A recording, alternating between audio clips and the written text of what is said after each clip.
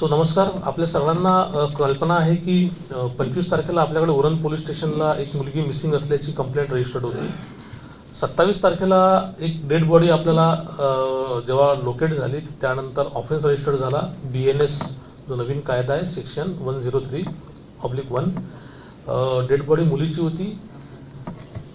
गुन्हा दाखल झाल्यानंतर माननीय पोलीस आयुक्त भारंबे सरांच्या इन्स्ट्रक्शननुसार क्राईम ब्रांचचे आणि पोलीस स्टेशनचे काही पथकं तयार करण्यात आले. इन्व्हेस्टिगेशनच्या वेळेस लक्षात आलं की संशयित आरोपी हा त्यावेळेस निष्पन्न करण्यात आला आणि काही टेक्निकल अनालिसिसच्या माध्यमातून हा बँगलोरचा किंवा कर्नाटकाच्या इतर डिस्ट्रिक्टचा गुलबर्गाचा असावा, त्या साईडचा आहे तो, अशी माहिती मिळाली. काही इन्फॉर्मंट्स लोकल आणि काही टेक्निकल अनालिसिस याच्या जोरावरती PSI रेड्डी जी आमच्या सेंट्रल युनिटची टीम आहे त्यांचा स्टाफ यांनी अर्ली मॉर्निंग 29 तारखेला काल त्याला ताब्यात घेतलं आणि तिकडनं आरोपीला घेऊन ते आज रोजी आले. आरोपीचं नाव आहे दाऊद बसुद्दीन शेख म्हणून आहे. त्याला आज कोर्टामध्ये ॲट्रॉसिटी कोर्ट पनवेल या ठिकाणी हजर केल्या असता 7 तारखेपर्यंत त्याला पोलीस कोठडी आपल्याला मिळालेली आहे. संपूर्ण इन्सिडेंटमध्ये असं एकंदरीत दिसते की हा दाऊद आणि ही मुलगी शाळेमध्ये शिकायला होते यापूर्वी, जी डिसीज आहे. शाळेत शिकल्यानंतर हा 10वीपर्यंत शिकला, ती पुढे 11वीत शिकली. यांचा परिचय होता. त्या परिचयातनं हा जो काही तिच्या मागे लागला होता या अनुषंगाने 2019ला एक पोक्सोचा गुन्हा सुद्धा विनयभंगाचा मॉलेस्टेशनचा या आरोपीवरती दाखल झालेला आहे. त्यामध्ये तो जेलमधनं काही दिवसानंतर सुटला, बाहेर आला आणि कोविडच्या काळामध्ये तो परत बँगलोरला गेला. मध्यंतरी तो मुलीला कॉन्टॅक्ट करण्याचा प्रयत्न करायचा आणि तिला म्हणजे आता एकंदरीत त्याच्या माहितीवरून असं कळतं की तिला तो भेटायला ये वगैरे जबरदस्ती करायचा. जर भेटायला गेले नाही तर तुझे फोटो वगैरे आम्ही व्हायरल करू, अशा प्रकारची भाषा त्यावेळेस तो वापरायचा. घटनेच्या आधी सुद्धा 22 तारखेला तो गुलबर्गावरनं बँगलोरवरनं कर्नाटकामधनं निघाला आणि 23 तारखेला इथे आला. 24 तारखेला तो त्या मुलीला भेटला आणि तिला परत भेटण्याची किंवा त्याच्यासोबत राहण्याची बद्दल तो बोलत होता. ती त्याला रिस्पॉन्ड करत नव्हती. 25 तारखेला त्या मुलीची जेव्हा विकली ऑफ होता, म्हणजे जी ज्या ठिकाणी कामाला जायची, त्या दिवशी त्यांनी तिला परत बोलवलं. ती सकाळपासून भेटायला येत नव्हती म्हणून याच्या म्हणण्याप्रमाणे हा चिडलेला होता आणि तू माझ्यासोबत का राहत नाहीस यावरनं त्याचं आणि तिचं भांडण झालं. आणि भांडणानंतर त्यांनी जो सोबत ऑलरेडी त्याच्याकडे जो चाकू त्या घेऊन आला होता, एक कोयत्यासारखा किंवा विळ्यासारखा एक जो त्यांनी सांगितलं आहे आम्हाला, त्याप्रमाणे त्यांनी तिच्यावरती वार केले आणि त्याच्यामध्ये तिची डेथ झाली. डेथ झाल्यानंतर तो तिकडनं निघाला. मदत मागायची म्हणून त्यांनी एका त्याच्या मित्राकडनं पैसे मागवले. पनवेलच्या रेल्वे स्टेशनच्या बाहेरच्या ATM सेंट्रलमधनं त्यांनी ते विड्रॉल केले आणि बस पकडून तो तिकडनं गुलबर्गा साईड कर्नाटकाला निघून गेला. मात्र टेक्निकल अनालिसिसच्या माध्यमातून क्राईम ब्रांच नवी मुंबईच्या पथकाने PSI रेड्डी यांच्या टीमने त्याला ताब्यात घेतलेला आहे. सध्या तो पोलीस कोठडीमध्ये आहे. हां, आता सध्या त्याच्या इंट्रॉगेशनमधून असं कळतंय की तो तिच्यासोबत लग्न करून त्याला माझ्यासोबत तू बँगलोरला किंवा कर्नाटकाला चल, अशा प्रकारचं तिला म्हणणं सारखं तिच्या मागे लागला होता, ज्याला ती मुलगी रिस्पॉन्ड करत नव्हती किंवा तिची जायची इच्छा नव्हती.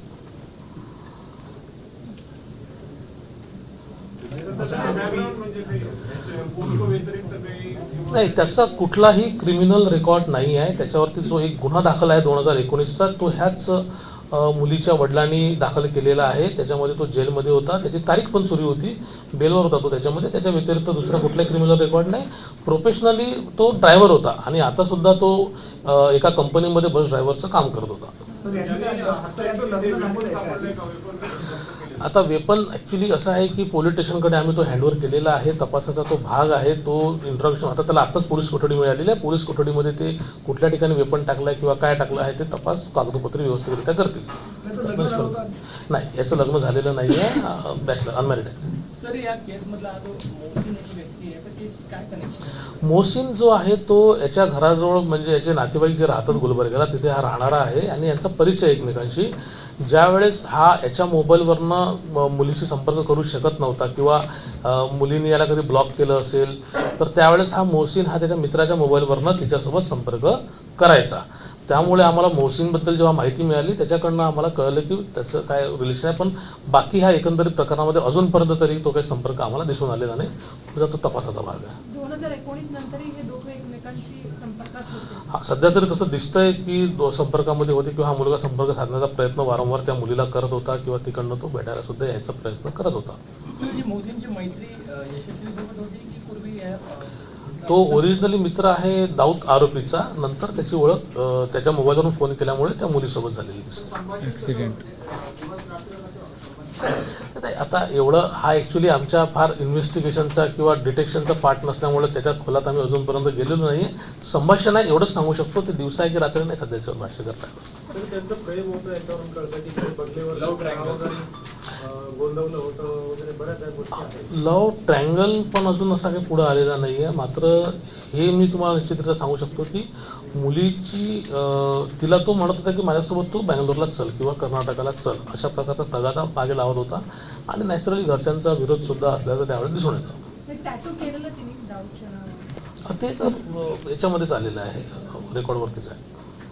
2019चा जो पॉक्सोचा गुन्हा दाखल झाला आणि त्यानंतर तुरुंगातून सुटल्यानंतर आरोपी पुन्हा कर्नाटकात गेला, त्याच्यानंतर हत्येच्या मधला जो काळ आहे त्याच्यामध्ये तो काही वेळा इकडे आलेला आहे का किंवा त्यांची भेट झालेली आहे का?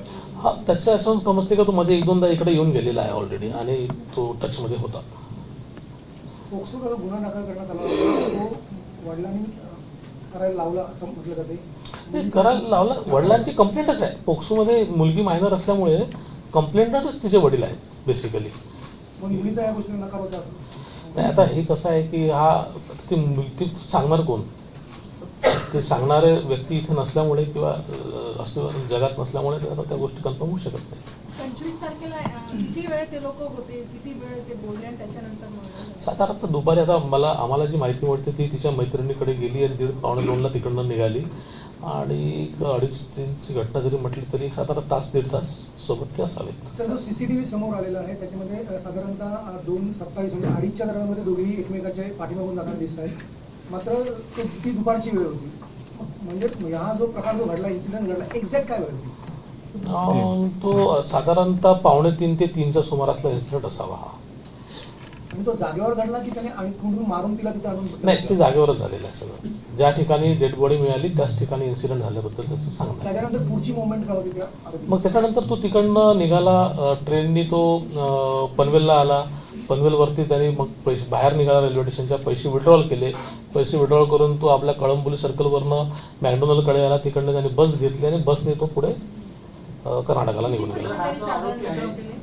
1000 रुपये समथिंग. नाही, अजून तसं काही, कारण तो त्यावेळेस आपल्याला मिळाल्यानंतर तो तसे मेडिकलमध्ये काही येणार नाही म्हणून त्याबद्दल काही सांगू शकत नाही की नाही. पोक्सोनुसार कारवाई योग्यच झालेली आहे. अरेस्ट सुद्धा झालेला आहे. MCR मधनं बेलआउट झालेला आहे. तो पोलिसांचा पर्व्ह्यू येत नाही. 1.5 महिना नाही, एकटा सध्या तरी अजून तरीपर्यंत तरी एकटाच तो दिसतो त्याच्यामध्ये. केवळ तिने तिच्या सोबत जाण्यासाठी नकार दिला म्हणून तिला मारलं की यामध्ये आणखी कोण इन्व्हॉल्व होता त्याचा राग होता तुम्हाला म्हणून?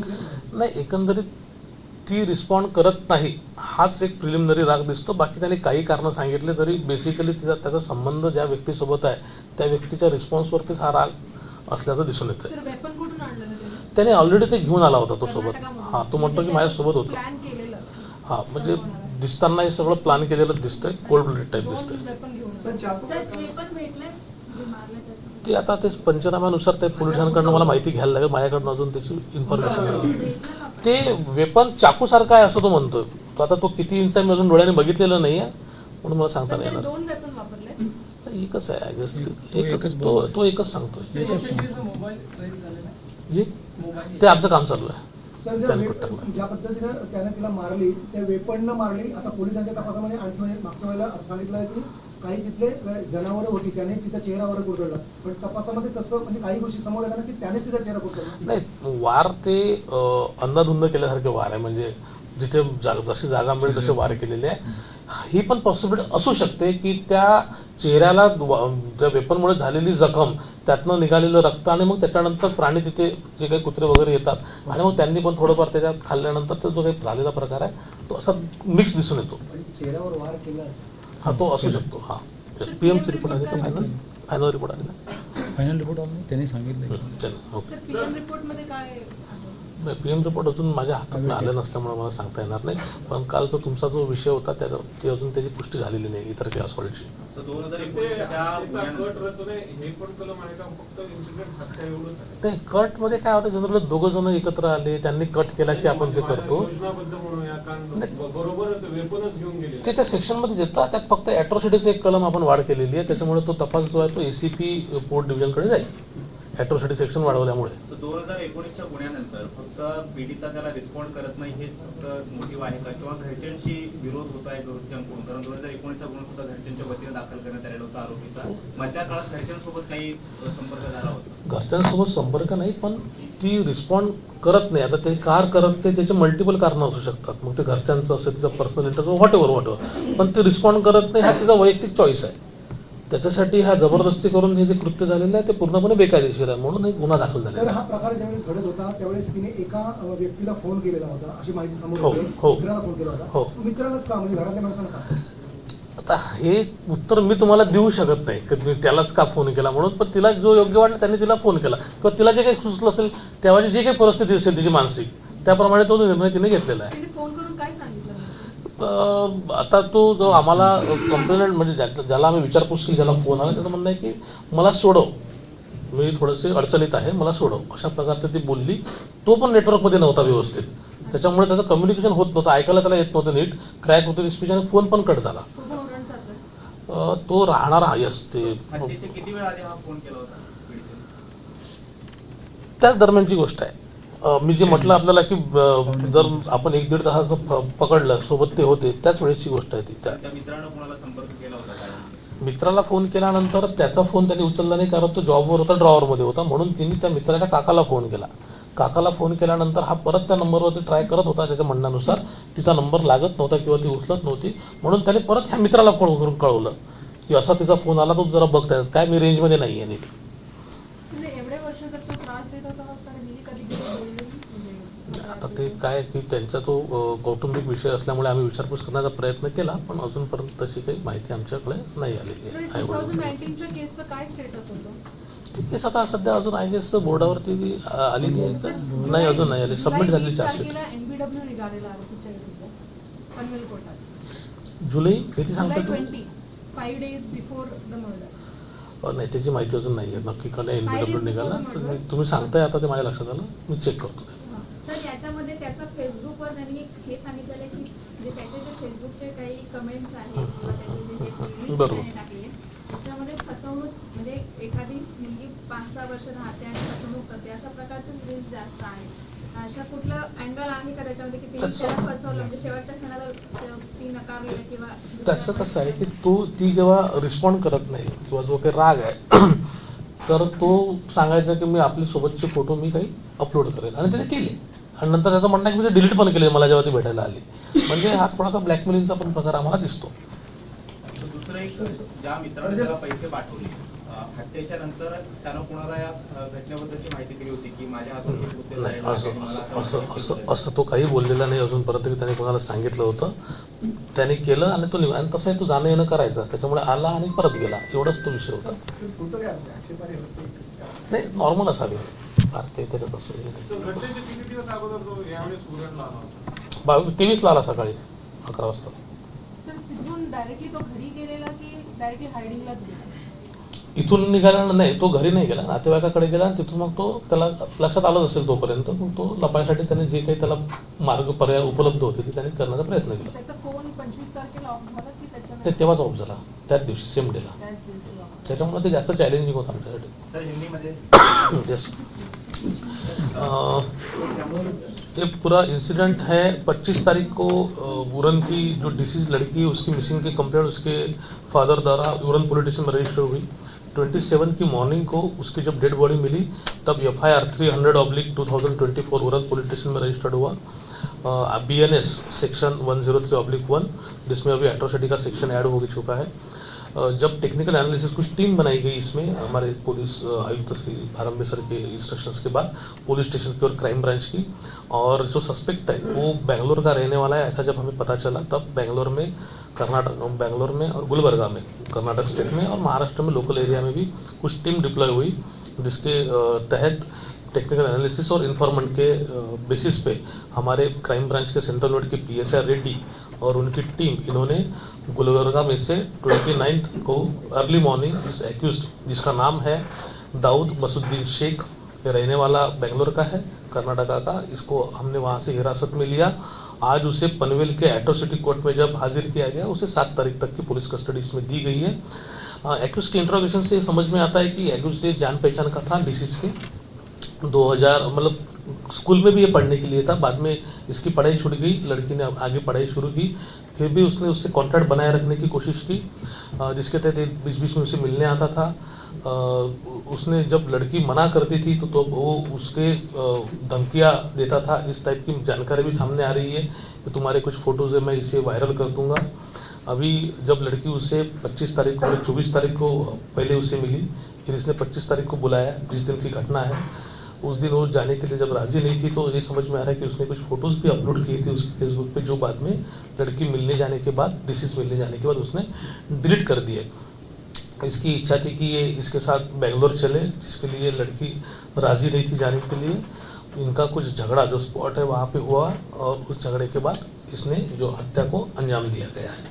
इस तरीके का पूरी जो वारदात है आई है सामने, और एक्यूज को अभी हिरासत में लेके आगे का इन्वेस्टिगेशन उरन पुलिस स्टेशन कर रही है। सर ये जानना चाहेंगे कि आरोपी के पकड़े जाने के बाद पूछताछ के बाद 1.5 दिन की छुट्टी ली थी, पहले दिन क्या 24 तारीख को मुलाकात हुई थी, उस दिन भी कोई अनबन हुई थी, और अगर 24 को अनबन हुई थी तो फिर 25 को लड़की क्यों राजी हुई, और इस दरम्यान क्या किसी फ्रेंड को भी उसने घटना जिस दिन घटी उस दिन फोन किया था, वो फ्रेंड मोहसिन था क्या या कोई और था, उसका स्टेटमेंट भी लिया गया है क्या? स्टेटस अभी ऐसा है कि 24 तारीख को एक्यूज्ड के बोलने के हिसाब से वो हाफ डे लेके उसे मिली है जूही नगर रेलवे स्टेशन के करीब करीब, और 25 तारीख को भी उसने उसे मिलने के लिए बुलाया। लड़की उस दिन जाने के लिए राजी नहीं थी, तो बट इसने जो मैंने जिससे इससे पहले कहा है कि इसने धमकी दी कि मैं फोटो अपलोड कर दूंगा, जो उसने फेसबुक पे अपलोड करके बाद में डिलीट किए हैं, तो इसके वजह से लड़की उसे मिलने भी गई, जिसके बाद झगड़े में ये हत्या हुई है। बीच में वो लड़के का भी संपर्क उसके दोस्त से भी हुआ है ऐसा दिख रहा है हमें, और जो उसने बताया कि मैं उससे मिलने जा रही हूँ, जो भी है उसके दौरान भी उसने अपने फ्रेंड को भी कुछ फोन किया था, जिसमें मुझे थोड़ा छोड़ा हुआ यहाँ से मैं अटकी हुई हूँ, इस तरह की कुछ बातें उनके बीच में हुई है। शादी की बात की, शादी के लिए मना गया, वजह क्या है? वजह का अभी कुछ भी इसके बारे में मालूमात नहीं है, क्योंकि इंट्रोगेशन जो है सिर्फ अभी एक्यूज्ड का ही हो रहा है। इस सभी इंसिडेंट के बारे में सिर्फ एक्यूज्ड को और डिसीज को दोनों को ही पता था।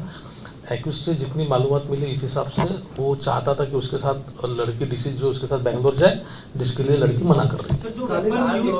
बात सामने आ रही है कि बॉडी पे 2 टैटू थे लड़की के, और वो दोनों ही टैटू दाऊद शेख के थे, नाम के थे, या एक टैटू दाऊद का था, एक दूसरे व्यक्ति का था। इसी आधार पर ये कहा जा रहा है कि लव ट्रायंगल का मामला हो सकता है, और ये रिवेंज वाली बात कही जा रही है। नहीं, अभी इसके बारे में कोई जानकारी नहीं है कि लव ट्रायंगल है कि क्या। टैटू के बारे में तो आपने जैसे कहा कि जो नाम का बोला है, वो टैटू के बारे में हमें जानकारी है, ऑलरेडी वो इसमें आता ही है इंक्वेस्ट पंचनामा में। कलेक्टर ये जानना चाहेंगे कि आरोपी जब पकड़ में आया तो उसने कुछ ऐसी बातें बताई कि झगड़े की मेन क्या वजह थी और क्यों उसने चाकू से वार कर दिया? लड़की उसे मिलना नहीं चाहती, जैसे 24 तारीख को मिली, 25 तारीख को सुबह से उसको बोल रहा था कि मुझे मिलने आया, लड़की जिसके लिए मना कर रही थी, लड़की मिलने जा नहीं रही थी। फिर उसने फेसबुक पे फोटो अपलोड की, फिर आई और उसको बार बार यही बोल रही थी कि तू फोटो को डिलीट कर, ये फोटो क्यों रखे है, जिसकी वजह से उनका झगड़ा हो गया, और झगड़े में जब गुस्से में उसने उसको मारा है, ऐसा उसका बोलना है। सर वो क्या फोटो था जो अपलोड किया कि लड़की अपने अबे वो देखने को, अबे उसका डेटा रिट्रीव करने का काम चालू, क्योंकि उसने डिलीट कर दिया फोटो बाद जो में। वेपन यूज किया गया है वो वेपन अभी तक बरामद हुआ है क्या? क्योंकि जिस तरह से उसकी जो बॉडी का जो फेस है उसको पूरी तरह से स्मैश कर दिया था, कहीं पॉसिबिलिटी है कि उसने स्मैश किया होगा फेस? नहीं, अभी जो वेपन बरामद होता है जनरली जो यूज होता है उसे एविडेंस एक्ट के तहत बरामद किया जाता है। अभी डॉक्यूमेंट्री उसका क्या चल रहा है फिलहाल अभी मैं यहाँ बैठ के नहीं बोल सकता हूँ। पुलिस स्टेशन का इन्वेस्टिगेशन चालू है, नेचुरली पुलिस कस्टडी उसे आज ही मिली है, तो ये सब इन्वेस्टिगेशन का पार्ट है आगे का। सर आरोपी ने क्या रोल है कि मोहसिन जो है शुरुआत से जब स्कूल पीरियड की आपने बात बताई कि उस वक्त से फ्रेंड थे, उस वक्त मोहसिन पिक्चर में नहीं था, पिक्चर में हाल के दिनों में आया जो 2019 के इंसिडेंट के बाद जब दोबारा दाऊद शेख लड़की के संपर्क में आना चाहता था, उसी दरमियान क्या मोहसिन पिक्चर में आया, मोहसिन के जरिए यशस्वी तक दाऊद शेख दोबारा पहुंचा, मोहसिन से भी यशस्वी की क्या दोस्ती हो गई थी और ये दोस्ती किस हद तक थी, क्या मोहसिन के नाम पर दाऊद को एतराज था?